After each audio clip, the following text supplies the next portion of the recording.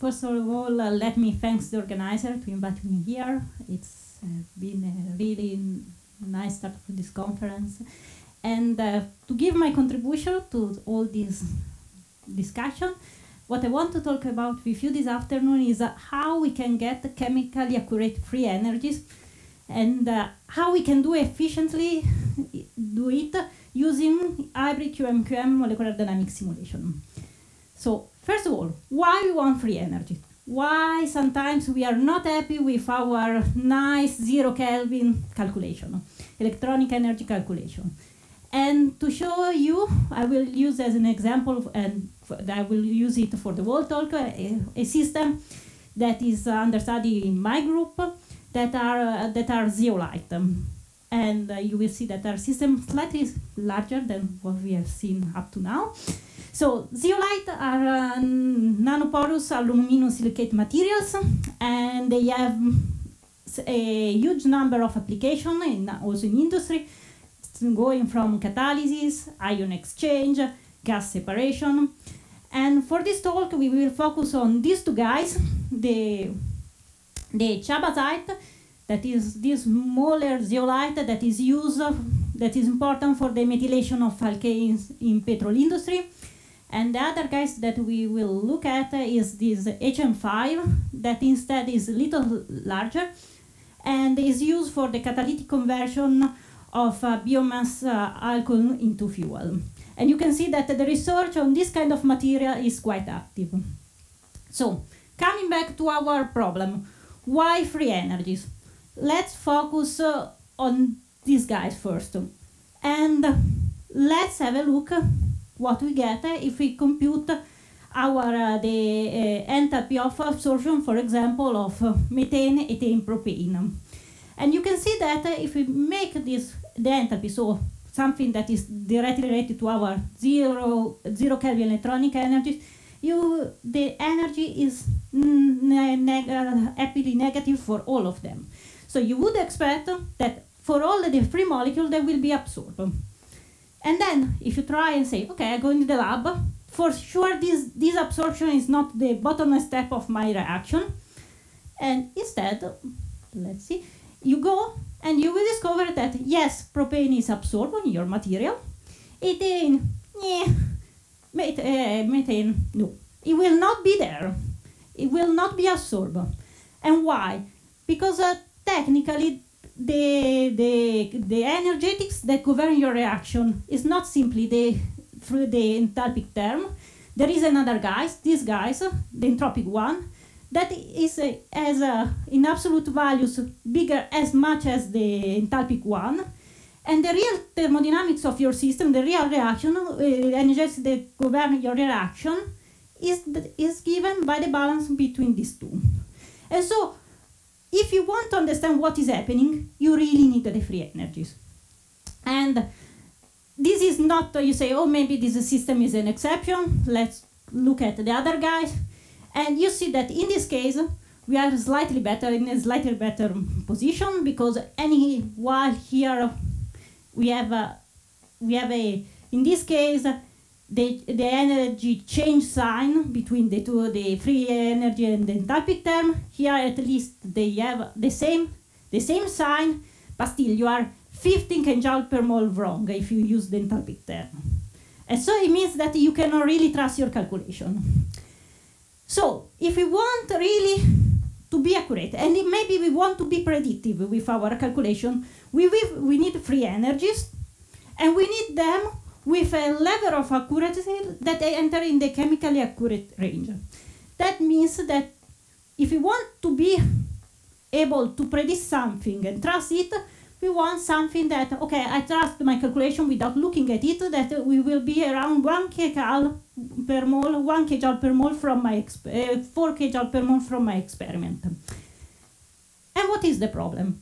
The problem is that we know that to reach this kind of accuracy at the electronic structure level, we need at least DFT. And I want to underline this at least, because is always DFT enough? Let's have a look again to our guys, the ethanol in HM5. And let's start with one of the most commonly used GGA functional, the PB plus T2. And let's look at the electronic absorption energy.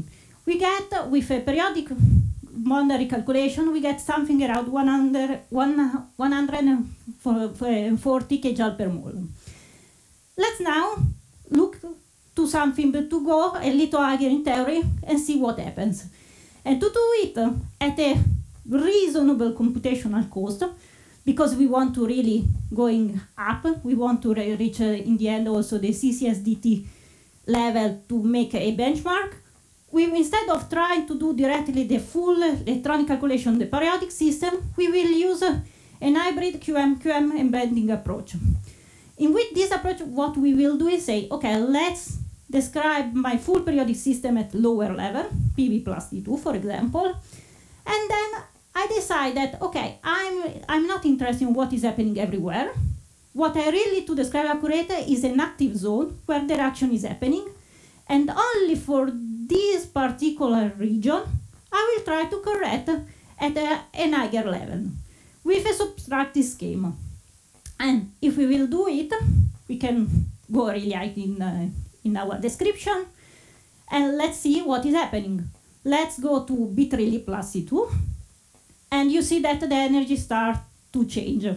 The absorption is less strong. Let's go to MP2, and you see that we start to have a big jump. Now let's add also a basis set superposition error correction, and you see that we start to have 30 kJ per mole of correction. And then if we add also a basis set extrapolation in the CCSDT, this time this one only at single point, you see that in total from our original PB plus T2 energy, we have gained 40 kJ per mole. So, and we will say, but maybe this is only energy. Maybe in any case geometry is already okay at PB plus D2, so I can correct at single point without so much cost. And the problem is that if you look at the geometry, what you will discover is that the PB plus D2 energy is wrong for a good reason, because the PB plus D2 see the wrong geometry, see hydrogen bonds that are by far too long. It's almost see a Zunder structure here, with a proton that is almost completely delocalized, while MP2 tells us that no, this proton is really belonging to the zeolite.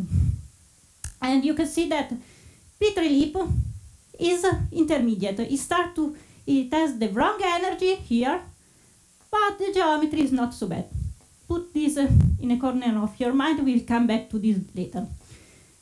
And one last thing, to show to you that this is, maybe for some of you, you will say, okay, these are small difference in bond distance.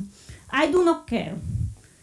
And to show you that you should care, and that this is not only a prudish desire of computational people to accuracy, let's look some experimental data. These are IR spectra measured in the group of Silvia Bordica by Alessia Ari, for which I thank, because they are really beautiful spectra. And what she has done is taking a single crystal HM5 and measure the spectra at increased ethanol loading pressure. And if we focus on the two spectra at the border between when we reach the full monolayer absorption, we start to build the second monolayer, we can extract where should be the OH stretching band, the band that is most related to our proton position, and you will see that it's around 1,700. And now we need to take into account that it's been shown in the past that here there should be a Fermi resonance, so we would expect that the fundamental band is more around to 1,800 wave number. What happens if I use my PB plus T2 to assign the spectrum? And if you do it, what you will discover is that PB plus T2 is wrong by 400 wave number. So you can see that it's really not possible to use it. But coming back to free energies, so we need at least DFT, probably at least hybrid functional in any case. But the second problem is that if we want something that is not only electronic energy, but we want really the free energy, we need also statistics. And the standard method to get free energies from for example, the standard method to get free energy is to use either molecular dynamics simulation or Monte Carlo simulation. But to get this kind of accuracy, to get a really statistical, small statistical uncertainty, you need at least 1 nanosecond simulation of million energy calculation. And you can imagine that these two things together make you not so happy. And probably you want to finish your calculation before the end of the universe. So what we can do? And one way to do it is instead to say, okay, I don't use standard method. I go back to my statistical thermodynamics books and see that, okay, technically I can obtain the free energy also directly from the partition function of my system if I describe it as a set independent states. This means that I start with my full absorption free energy and I break it in different terms. And then that are the rotational translational one, the electronic one, and the vibrational one. For the electronic one, we know how to calculate it. For the rotational and translational one, it has been shown in the past that the rigid body approximation is good enough. And then we remain with these two guys, the vibrational terms. But you say, okay, if I look at my statistical thermodynamics books, I can see that in the case of harmonic oscillator, we have a nice analytical solution, that is this one. And you know that to calculate harmonic spectra is nowadays really press a button on your computer, really easy in quantum chemistry code. So, problem solved, are we happy we are done? And the problem is that no, because life cannot be so easy, as always. And the point is that what has been shown in the past is that, unfortunately, the anharmonicity strongly modulates the free energies. You can see that here, for example, the propane, that is really nice, that has a really nice negative free energy absorption, is not absorbed at a harmonic level. So why? Because the entropic terms they really depend on the tails of your distribution. So it really depends on the also on the points of the potential energy surface that are far from the minimum. So what we can do? One way to solve it is say, okay, maybe my equation that I have found for the harmonic at harmonic level are still valid if I simply plug in instead of the harmonic frequency the real anharmonic one. So next step at this point is say, okay, but how I can obtain anharmonic frequency? And to do it, one way is go into static calculation, but it's not straightforward. But if, like me, you are coming from the molecular dynamics world, you will say, okay, I know that there is a simple way to obtain the anharmonic vibrational density of states from molecular dynamics simulation with using this formula, the Fourier transform of time correlation function of velocities. And then we know that while free energy calculation takes a really long time to converge, the videos converge in around 10 picoseconds. So easy. The only problem here that this vibration density of state contains the information that we want, but contains also something else, because the system explores the full potential anharmonic surface during the molecular dynamics simulation and couple all together all the modes, so can generate also, for example, a combination band in your videos. But to solve this, already in 2014, Zhang et al. Proposed this simple solution, say, okay, let's suppose that our modes are anharmonic, but still have mostly the same shape of the harmonic one. So I can filter out the undesired contribution simply projecting my trajectory on the harmonic modes and then use a Lorentzian filter to get my anharmonic frequency. And when we found this solution in this paper in my lab, we were really happy and come back to our system and say, yes, we have the solution, we can do our simulation, and then failed miserably. Why? Because the point is that when they develop the method, they make the assumption that this transformation matrix for the projection is constant in time. And for their system, it's true, because they are this perovskite silicon system, so they really not change during the vibration. But the system we are interested in are this kind of system, in which we have really large amplitude motion, the molecule can change conformation, and so it's not anymore true that this L metric is constant in time. So what we do? Because the problem is that you cannot think to calculate it at each time step of your simulation. First of all, it will take more than run a full MP2 trajectory for 1 nanosecond. Second, because when you are outside the minimum, it's not well defined. So are we stuck? And here my answer is no, and I hope in the next few minutes to convince you that we have a way to do this. And our idea was, but maybe it's not true that we have to recompute this L matrix at each time step. What we can do is predict its evolution by the linear combination of a reduced number of reference structures. Because technically our system in its evolution is exploring potential in the surface, but we spend most of the time vibrating around the minimum. And then what we can do also is use a divide and conquer strategy. We break the system in small pieces, and we calculate our Hessian only on these small pieces that are easy to handle, and we can also introduce rotational metrics to compensate for example, the CH3 rotation in an easy way.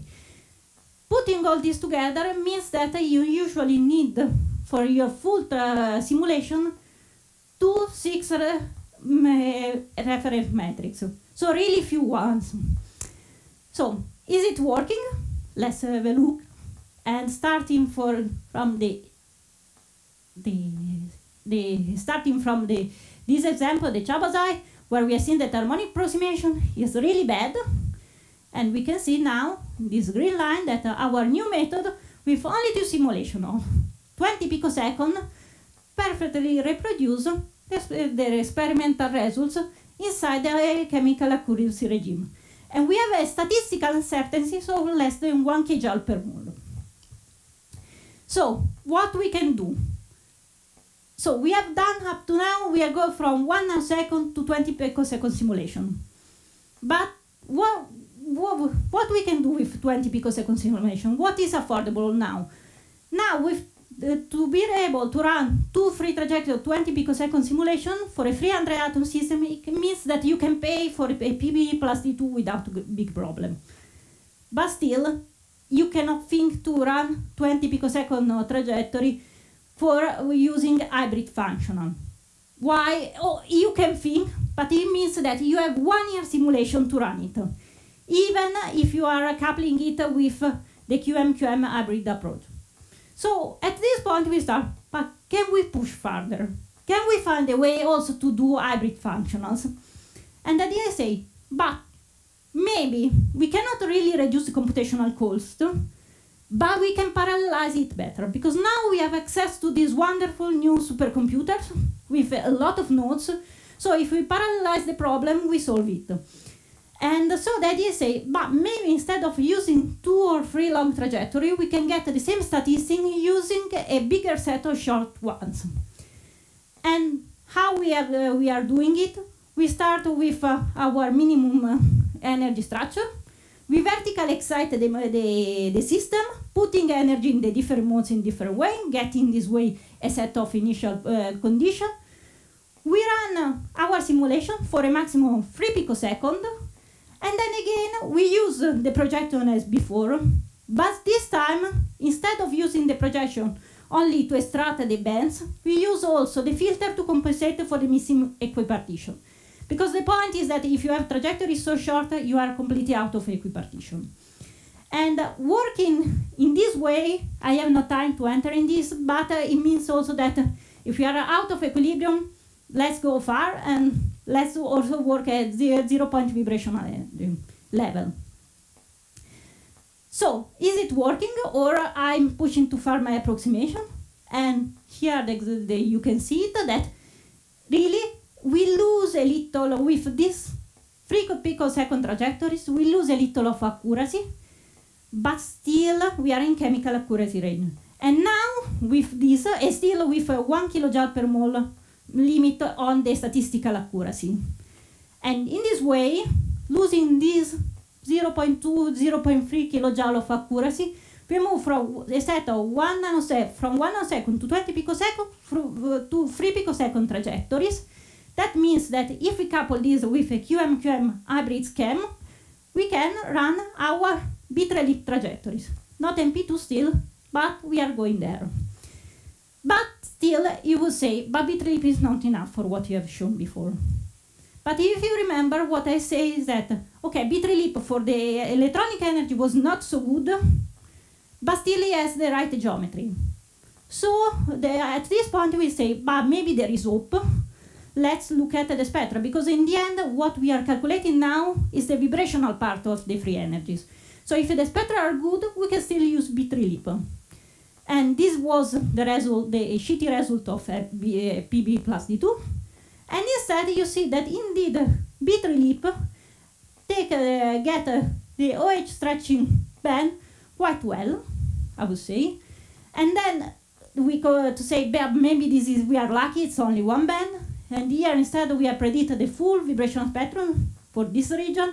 And you can see that the experimental, our predicted spectrum with bit-relip plus D2 quite well match the experimental one. So we can trust that, okay, we will be not so wrong using this. So let's put all this together and see if it really works, if we reach the chemical accuracy also for this big system. And to do it, what we have done, okay, is run hybrid bit-relip PV plus D2 molecular dynamic simulation with this subtractive scheme. And with this, we compute the 2 vibrational terms. Why? Since we can instead pay for the electronic one, the full calculation, let's do it and go for the MP2 and single point corrected CCSDT energies. Let's put all together, and you can see that indeed, while the PB plus D2 number are quite far from the experimental one, the one that we obtain with this new scheme are, for the entropy, we are completely inside the chemical accuracy range. And for the enthalpic term, we are at the limit.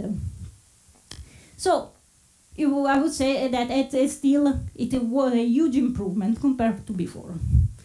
Since I have also still 1 minute, let me conclude on this couple of things. So you will say, okay, but you're still not in your target, you're still not in the chemical accuracy range. And one reason can still be, okay, we have the bit-relip trajectory, we still cannot pay for the MP2. But we start to also think something else, that maybe technically our numbers are good enough, but the problem is that the problem is that we are considering only one kind of active site, because you see that this vibrational component is really small. So you would say, I can doubt that the MP2 will correct it. And so for now we have considered only this kind of site, but technically all these kind of sites are possible in our zeolite. And also for now we have considered only the ethanol absorbed on this active site, but technically it can absorb also, chemists tell us that it can be absorbed also on this aluminium. And so what we are saying is, let's check this, and we say, okay, to do a fast test, let's do the bit-relip numbers also, even if we know that there will be a little shift. And indeed, you can see that the other side would explain the fact that we have still not a perfect matching with the experimental result. But still, this is work ongoing. We are now correcting them at MP2 level to be sure. So, to conclude, I hope that I convince you that with this those P method, we can calculate accurate free energies at a reasonable computational cost. And I want to underline, we don't get only the total free energies, we get with this with chemical accuracy also the entropic and the enthalpy term separately. And especially entropic one usually is a nightmare. We have a statistical uncertainty on 1 kJ per mole. We have a method that is fully parallelizable. And using this QM molecular dynamics simulation, you can really push up the level of theory that you are using. And with this, I would like to conclude and acknowledge all the people involved in this project, and particularly these guys that run most of the calculation that I've shown you today. Then this project is a collaboration between my group, the group of Professor Sauer in Berlin, and the group of Professor Bordiga, in particular Alessia Ari, in Turin, that have measured the beautiful infrared spectra that I've shown. And thank you for attention.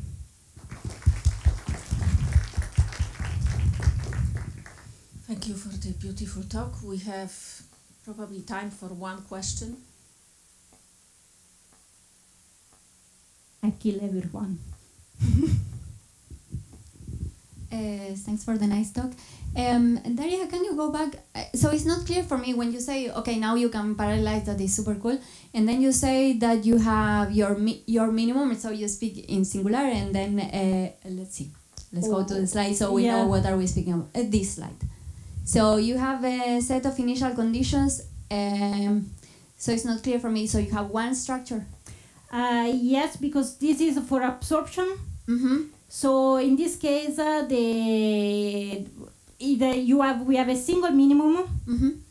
That is the most stable one. Then when we start with only one, mm-hmm. then obviously the molecule, the zeolite is fixed, is not doing anything. The molecule instead can change conformation during the trajectories.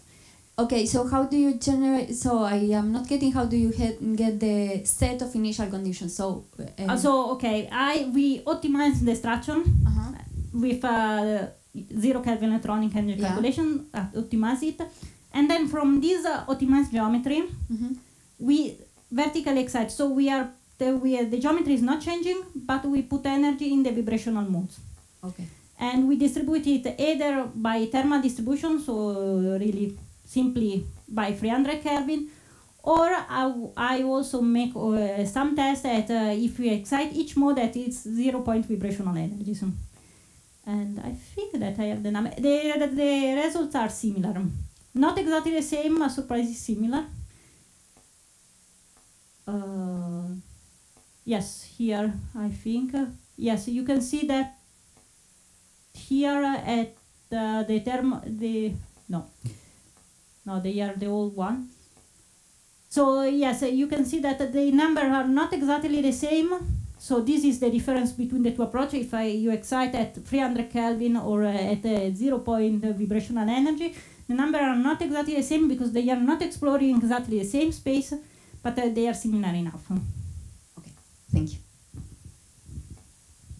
Let's thank Daria again.